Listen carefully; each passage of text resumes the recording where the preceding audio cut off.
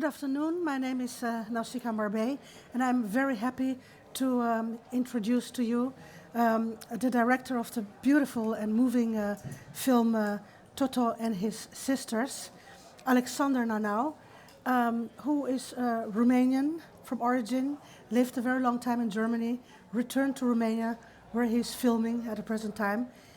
And a lot of you viewed probably his movie today. It is a very deeply moving story of Roma children, 3 children who live in a slum in Bucharest in horrid circumstances, and still Nanau manages to capture a tender childhood, a lot of regenerating power of youth, and something very human and very beautiful. We always forget about people living in very difficult circumstances. My first question is, how did you meet these children, Toto and his sisters? First, so everybody can hear me, right? It's amplified. Okay. So yeah, thanks for coming here and seeing the movie, and thank you for having us here. Welcome. Thank you very much. So I was approached by a Romanian producer that had some funding to do a film on a Roma topic issue about Roma communities, and they asked me if I would be interested, and I was not, because I was not very much in touch with the Roma communities, but I accepted to do some research, and so I did some research in all over Romania and different marginalized communities. And there, this situation of the kids struck me somehow, and I really had to imagine, how I would react, if I would be 7, 8, or 9 years old, and just realizing where you have been born in, like by pure chance, and if you are clever enough, you would also realize that there's no way out. And from this idea, somehow, I proposed to make a film about children from their perspective. And yeah, it was accepted, and so I started to look for characters and for a story. So We're talking about children who have no education, have parents that are not capable to take care of them, are living in horrible circumstances in flats without water, with drug dealers next to them on the bed, yeah. and addicts. Sometimes the parents are in prison. Yeah. And yet, they are very lucid and very vivid and very strong, and they go on. Did you look for children like that? Did you choose to make a documentary about, well, let's say, winning children, and not for the darkest, tragic possible story? No, I mean, when I decided to go for Totonel, it was for sure I saw hundreds of kids, running around in the ghetto and having their own stories that are very similar to Toto's story. But I don't know. It's like in fiction film, when you do the casting, you really have to have a relationship with whoever you decide. And in documentary, it's the same. You meet people, and then something is there, something magic somehow, and you decide to go that way. That was with Totonel. Yeah, with Totonel and Andrea. Do you remember your first impression of them? Yeah, very much. I mean, Totonel didn't try to impress me. That's what I remember, because people knew a bit about me and what I'm doing, so, word went around in the ghetto that I'm there to do a film. And he was the only one who would not try to impress me at all. So what did he do then? Just nothing to impress me. Being himself. Yeah, being himself. But I mean, he's very clever. I guess he knew what he was doing, so, yeah. Mm-hmm. So I think he knew that he would attract my attention. Yeah. Did they like the idea of you coming and watching their life? Yeah, sure. Yes. Yeah, they did. Yeah, these are kids that are not that didn't really have a lot of human contact. So there was no mother to kiss them goodnight or bring them food or make them food or clothes or whatever. He was just surviving on a sofa next to these uncles. And so when suddenly somebody comes into your life and says, like, I think you're interesting, I think you are somebody, I think it helps, yeah.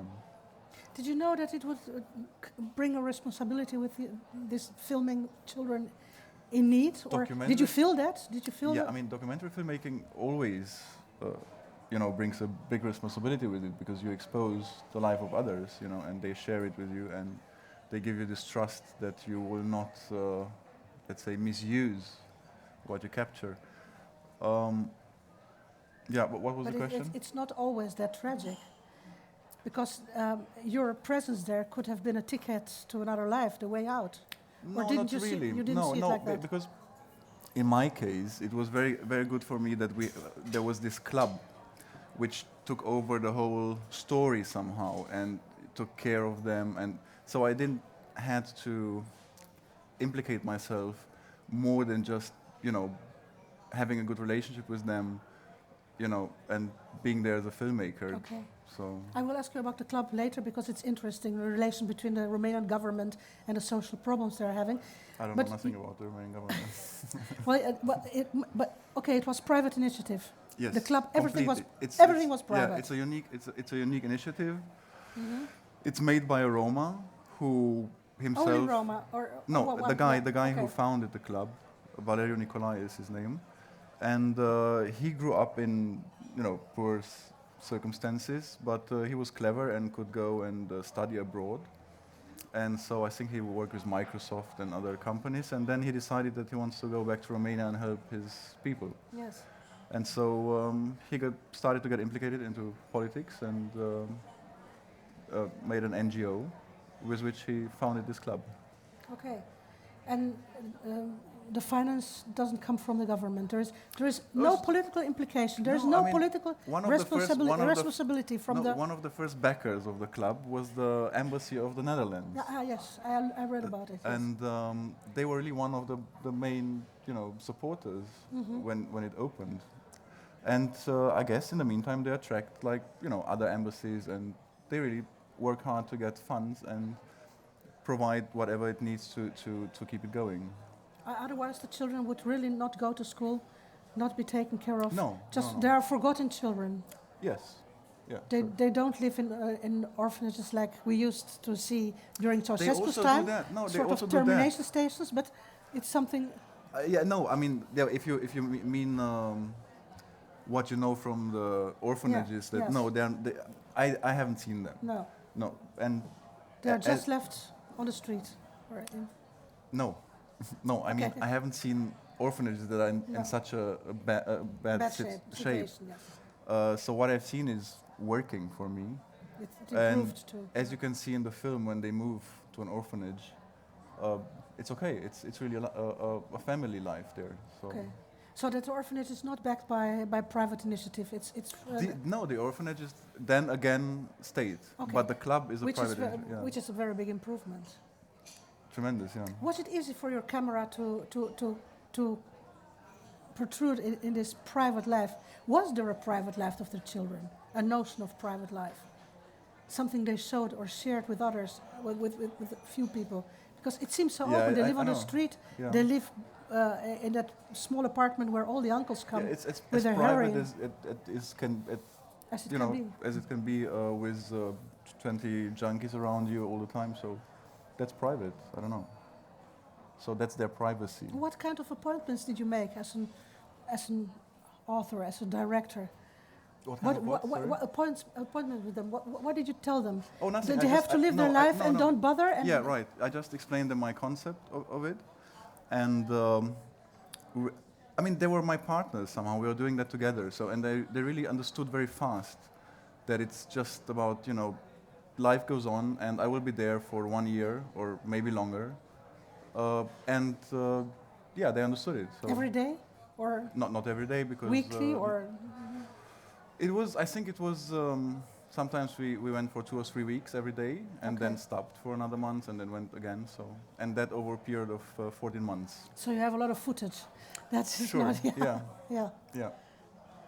Did you see them change? Was there a moment where you realized something you didn't see in the beginning? It's hard for me to say now because I mean I edited the film for 1.5 years. For me, that's the story, Yeah. So during the shooting, I think, it was practically with Toto when the dancing began, that he really, I mean, that's what he stated all the time. I want to become a dancer. I mean, that was really his goal. He saw it and then he went for it. And Andrea also, as soon as she got attention from people in the club that would listen to her story. She was very emotional. She needed people to talk to. Yeah, because she was very tough. I mean, she was really, in order to survive, she was not a prostitute. She was not doing drugs, selling drugs or anything. So it's very hard to, to stand your woman. It is. And so she was very aggressive, so it was very complicated to... Passive aggressive, I suppose. No, active aggressive. Active aggressive, okay. So every little discussion with her would end in a fight, so, which was fun.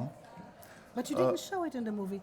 You didn't show the horrible edges of this life. Aggression, abuse, violence. I think there is enough. I mean, yeah. Emotionally there is enough. It's disturbing, sometimes depressing. Yeah. But still there is sort of calm story. Yeah, I don't know. I mean, the horror, for me the horror is something that also has to build up in the viewer's head while watching. So, it's like you don't try to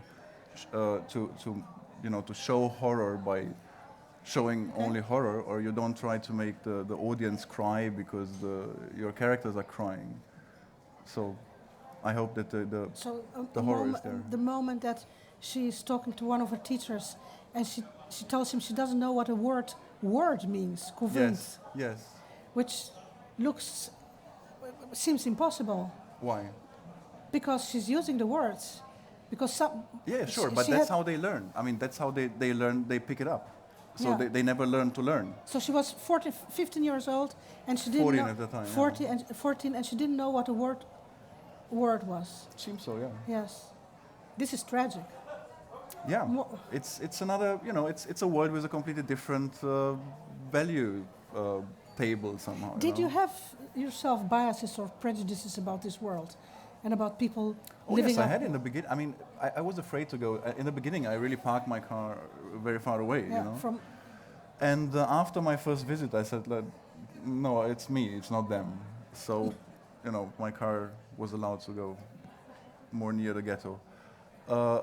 And pretty fast, I realized that they're really good people. And just for you to imagine what I mean, it's like you would see Toto being, 16, 18, 20, 25, 30, Okay.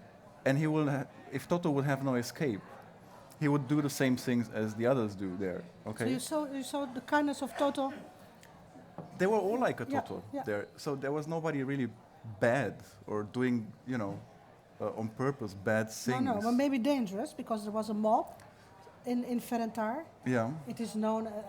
It was always known as a dangerous place. Yes, that's what people think. Also during communism, it was that bad place far away where all the bad things happened. Yeah. All the bad movies apparently are done, it didn't change. Yeah. Did you got permission for someone to film the children? Because those uncles... Yeah, for sure. I mean, we signed papers with everybody. So, okay. So I really chased, for example... I mean, the mother, I knew where to go. But the father... In the prison, yeah. Yeah.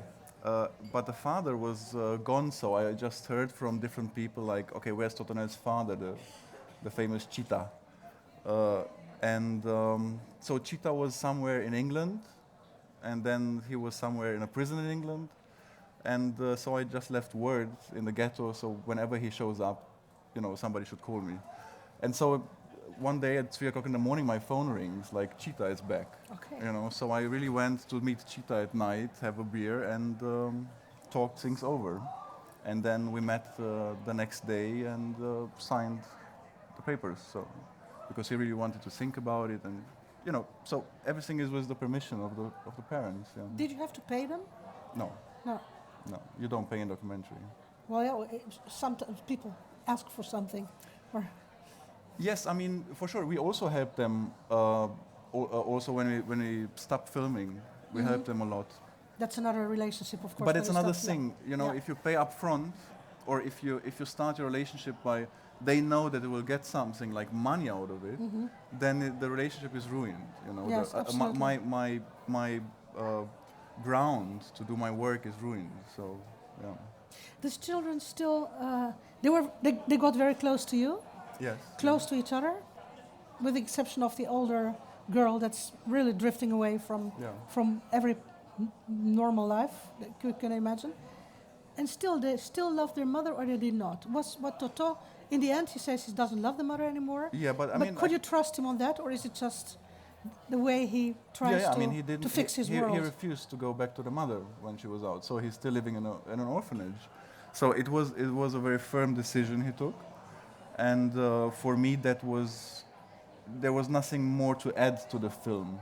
Because you choose to end the film with that situation in a train, the children getting their mother back from prison and not knowing what their future will be. Mm-hmm. At the moment, they found comfort in the orphanage. Yeah, but they took a decision. That's very important. I think. But you didn't. He took a decision to reject the mother. Yes, which is very important. Yeah. So the viewers should think, well, he made his decision. He knows what's good for him. What's good for him. That's important, you know. Yeah. So, and from there he can start negotiating with the mother, you know. And he does so. So he goes and visits her. For example, now, you know, he's in an orphanage, and sometimes he goes and visits. But he has his own ground, you know. Yes. He knows, you know. And he's still dancing. He's on top, playing the game with her. Okay. Yeah. And he's still dancing. Yeah. He appeared even in a TV show like, I don't know, Romania Has Talent or something. So, yeah, he's fine. He's good. Which reminds me of the old Romanian racism towards Roma, called Tzigani always. Yeah. And we talked about it also, a horrible other word.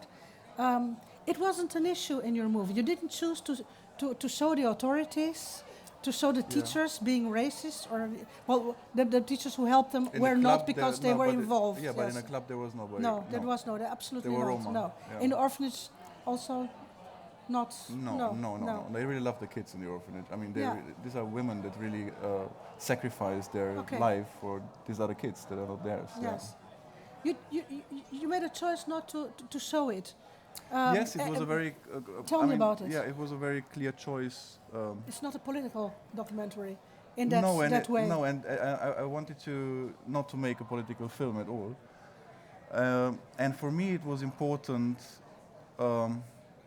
not to mention that they are Roma or Gypsies, because first of all, they are all mixed somehow. Mm-hmm, mm-hmm. And then we have preconceptions of Roma, and we think about it as a culture, and you know.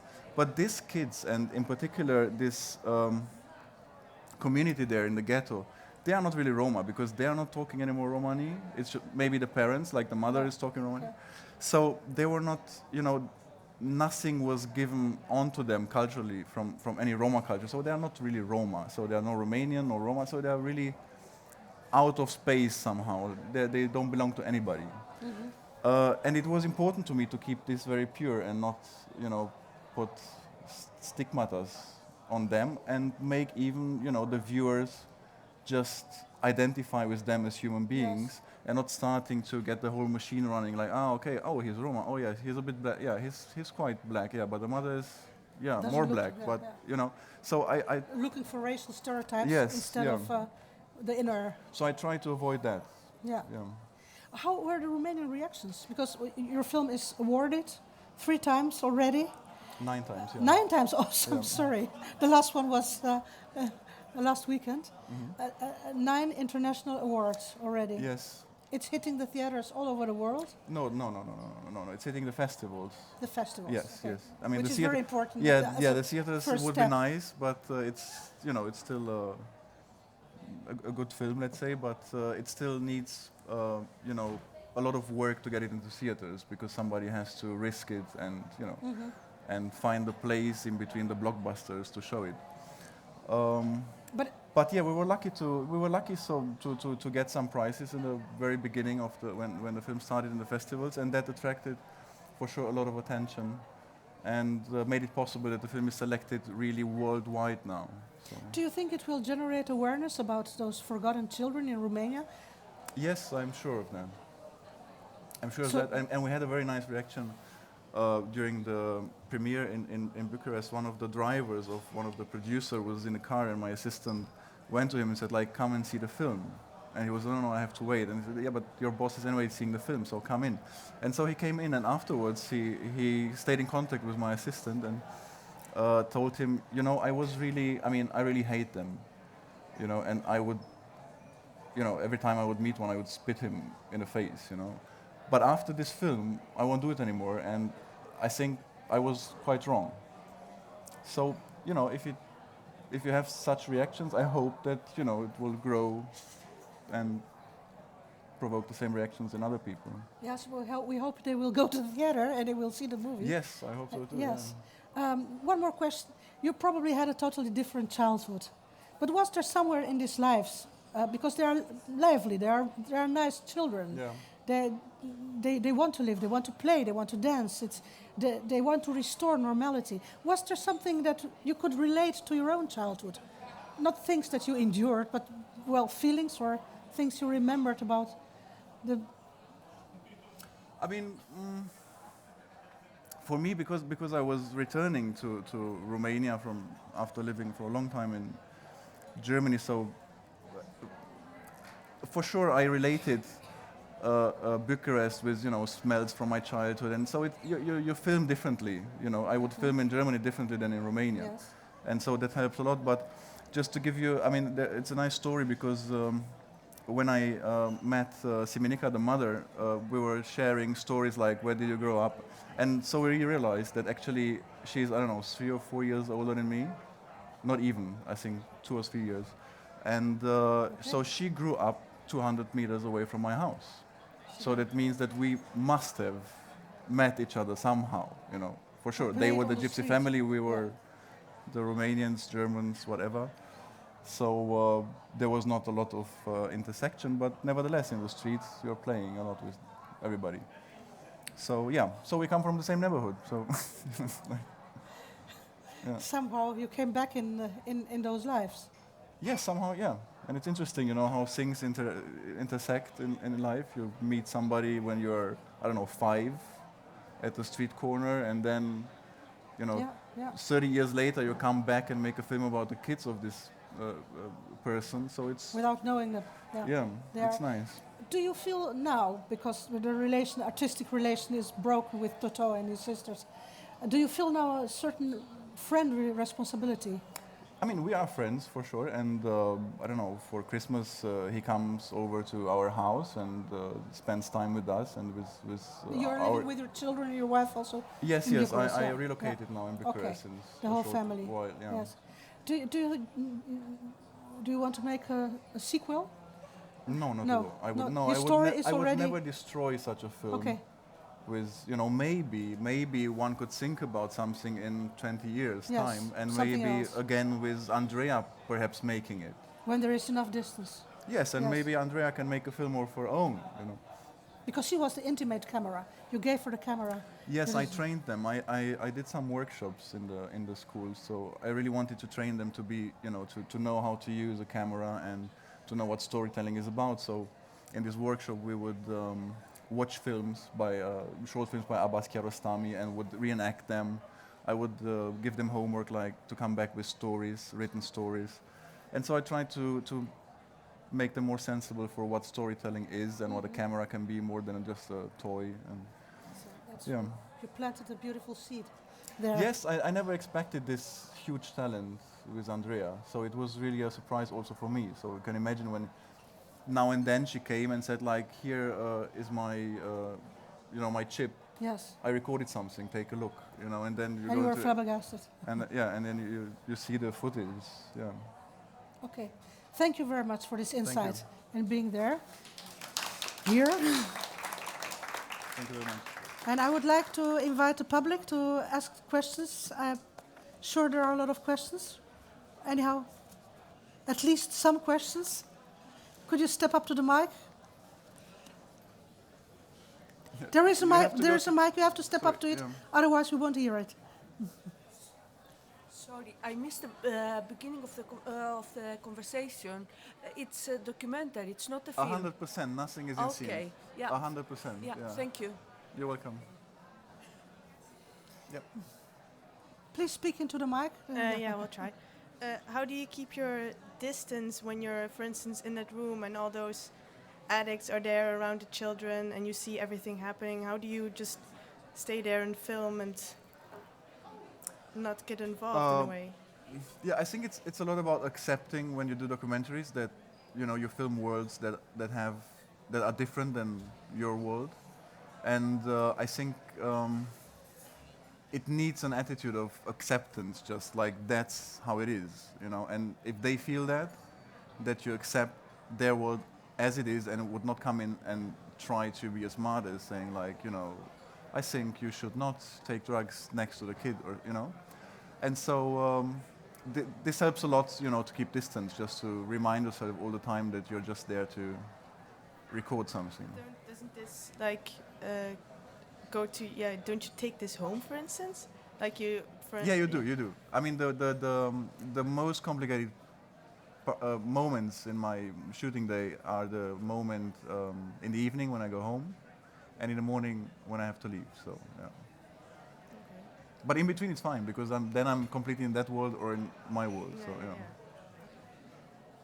So the change is emotionally Yeah, it's just the challenging, switch. Yeah, the switch.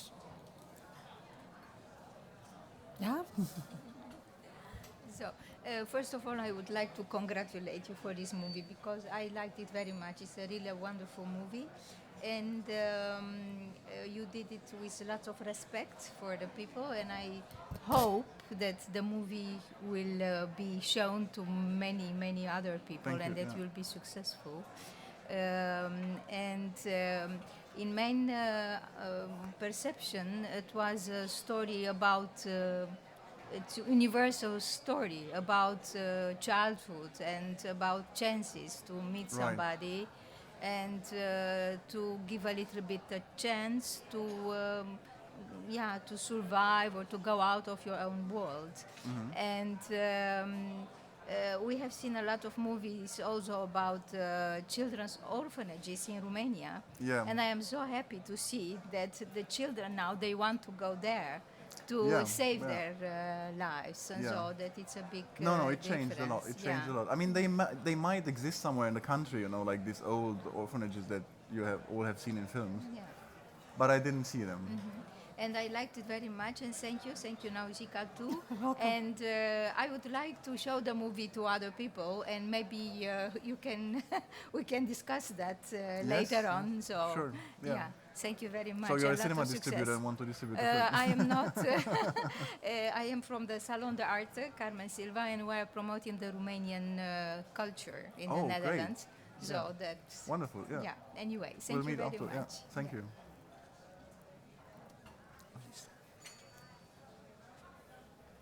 I know the movie was distributed by HBO Romania, but was it already in the cinema in Romania? No, we'll try to release it now in around March. Okay. And Toto has already seen the movie? Yes, sure. He was the first one to see it. Okay. Yeah. And what he think about? I made a screening with him and Andrea, just the three of us, and they reacted very good. I mean, I was a bit afraid that it might be quite complicated for them, but they reacted really funny, in a very funny way. And when she pushes him in the street, for example, she turned around to him and said like, "Sorry, Toto, I was just young and stupid," So, yeah, no, they took it very good. Someone else? No? Okay, well, oh yes, please. I thought it was a very good movie. Thank you very much. Thank you very much. And I was moved very much. But I think it was the movie about Toto, but it was also the movie about this Andrea. I think she's a very strong personality. Yeah. And I admire her very much, and I sincerely hope she gets better in films, and she might, well, you might lead her into the film world. We try, Yeah, we really try, yeah. but it's not easy. No, I mean, we no, organized for her to yeah. go for a Yeah. seminar, for example, but then, half an hour before the departure, she couldn't come. And so, No. but we're there. We will get there. Yeah. Yeah, and I wonder how Andrea and Anna are now.